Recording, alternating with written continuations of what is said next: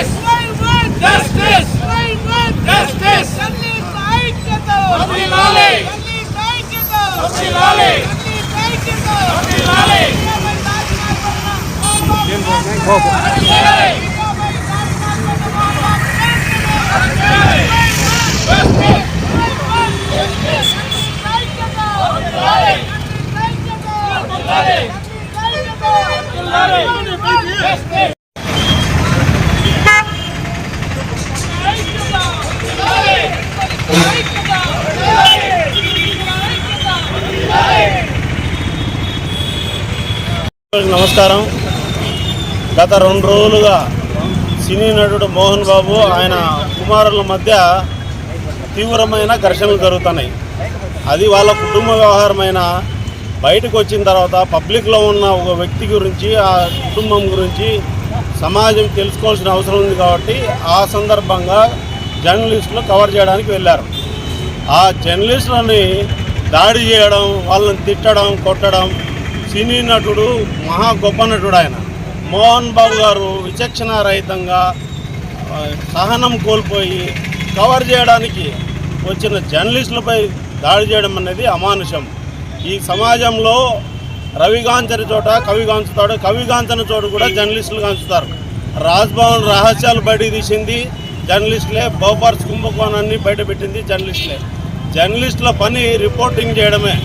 వాళ్ళు అది మంచా చెడ్డ అనేది నిర్ణయించుకోవాల్సింది ప్రజలు నిర్ణయించుకుంటారు, ప్రభుత్వాలు నిర్ణయించుకుంటారు. రిపోర్టింగ్ చేసే జర్నలిస్టుల మీద దాడికి పాల్పడము అమానుషమైన ఘటన. దీన్ని తీవ్రంగా మేము వ్యతిరేకిస్తున్నాము. దాడికి పాల్పడిన సినీ నటుడు మోహన్ బాబును వెంటనే అరెస్ట్ చేయాలని, జర్నలిస్టులపై దాడి చేసిన ఇటువంటి వారిని ఎవరిని ఉపేక్షించవద్దని, సపరేట్ చట్టాలు తీసుకొచ్చి జర్నలిస్టుల రక్షణకు ప్రభుత్వాలు, ఉమ్మడి రాష్ట్రాల ప్రభుత్వాలు కూడా చర్యలు తీసుకోవాలని మీ ఆంధ్రప్రదేశ్ జర్నలిస్ట్ వర్కింగ్ యూనియన్ జర్నలిస్టుల తరఫున మేము కోరుకుంటాం. కలిసి వచ్చిన మీడియా మిత్రులందరికీ నమస్కారం.